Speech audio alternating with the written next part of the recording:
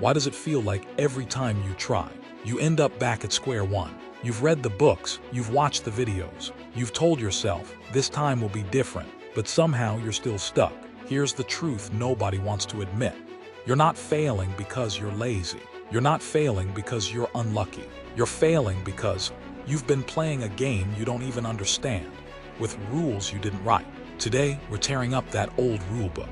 This is where failure ends, and winning finally begins. The real reason you keep failing. Most people think failure comes from not working hard enough, but hard work without the right direction is like running on a treadmill. You're exhausted, but you haven't moved an inch. The real problem is you're solving the wrong problem. You've been chasing results instead of fixing the system that creates those results. You're focused on the end goal instead of the daily process. Think about it. You set a goal, lose 20 pounds, make $10,000 a month, start a business. You start strong, motivation is high. Then life happens, you slip once, then twice, and suddenly the old habits come back. Not because you can't win, but because you tried to change your outcome without changing your identity. You don't win by doing different things for a short time.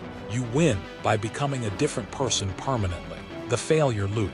There's a pattern most people live in, and it looks like this. Excitement phase, you get inspired, set a big goal. Effort phase, you work hard for a while. Obstacle phase, you hit resistance, doubt, or discomfort. Collapse phase, you quit, justify it, and promise to start again Monday. This cycle can last months, years, or decades. The key to breaking it. Stop relying on willpower and start building systems that make success automatic. Step 1. Identify the saboteurs. You can't fix what you don't see. The biggest saboteurs hiding in plain sight are unrealistic expectations. You think success should be fast, so you give up when it's slow. Perfectionism. You quit because you weren't perfect. Distraction. You spread yourself too thin, chasing too many goals at once. Isolation. You try to do it all alone instead of learning from those ahead of you. Recognize them, call them out. Once you see the traps, you can avoid them. Step 2. Focus on identity, not goals. If you want lasting change, ask yourself, what kind of person would naturally achieve this goal? Want to be fit? Become the kind of person who works out daily, even if it's just 10 minutes. Want to build wealth? Become the kind of person who saves and invests before spending. Want to grow your business? Become the kind of person who consistently creates value. Your habits are a reflection of your identity. Change your identity, and the habits follow. Step 3. Build the winning system. Here's the formula. Clarity plus consistency plus feedback equals sign results. Clarity, know exactly what actions lead to your goal. No guesswork.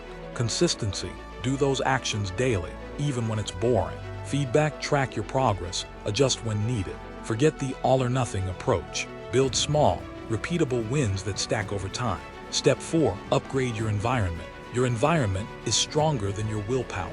If you keep failing, it's often because your surroundings are designed for failure. Remove triggers for bad habits. Add friction to temptations. Surround yourself with people playing at a higher level. Success becomes easier when your environment works for you, not against you. Step 5. Redefine failure. Here's the mindset shift. Failure isn't proof that you can't win. It's feedback.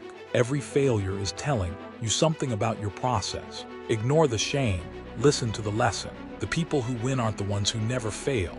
They're the ones who fail, adapt, and keep going. Step 6. The compound effect of small wins. Most people fail because they aim for giant leaps. Winners focus on small, compounding actions. Reading 10 pages a day becomes dozens of books a year. Saving $5 a day becomes thousands in a year. Doing 10 push-ups daily becomes hundreds of workouts in a year. Small wins create momentum. Momentum creates belief. Belief creates massive wins. Step 7. Create non-negotiables. Decide on 2, 3 actions you must do every single day, no matter what. These are your non-negotiables. They train your brain to follow through. It's not about doing everything perfectly. It's about doing the most important things consistently. Step 8. Commit publicly. Your brain loves to escape accountability.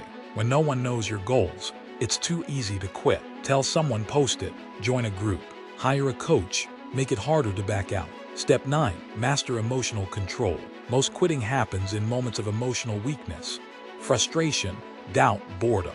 Learn to pause, breathe, and write out those emotions without acting on them. Discipline is simply the ability to stick to the plan, regardless of your mood. Step 10. Play the long game. Winners don't just think about the next week or month.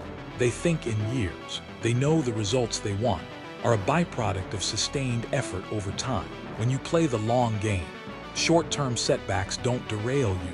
They're just part of the journey. You failed in the past because you were fighting the wrong battle. You don't need more motivation. You need a strategy that works without it. You don't need to be perfect. You need to be consistent. You don't need a different life. You need to become a different version of yourself. Your failures don't define you. Your next decision does. Don't just close this video and go back to the same habits. Pick one thing from today's message.